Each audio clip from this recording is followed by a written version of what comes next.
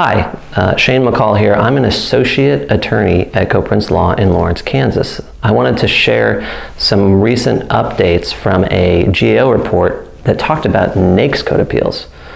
Some things to remember about NAICS code appeals is they can be a powerful tool to alter the landscape of a set-aside procurement by changing the NAICS code and thereby changing the dollar amount that business has to be under to meet the NAICS code.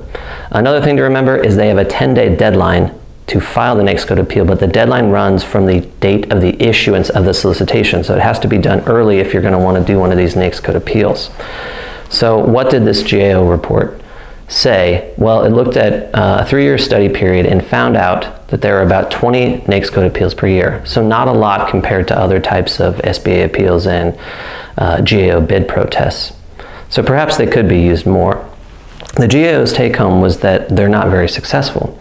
But another way to look at the numbers is to look at the different categories of the results of these NAICS code appeals. About half of them were dismissed for procedural reasons, but among those was if the contracting officer voluntarily changed the NAICS code. And if the voluntary change was to a NAICS code that the protester wanted, that's a win for the protester. Well, the GAO report did not actually break down those numbers, so I don't know that for sure. But if that were the result, that would be a successful result for the protester.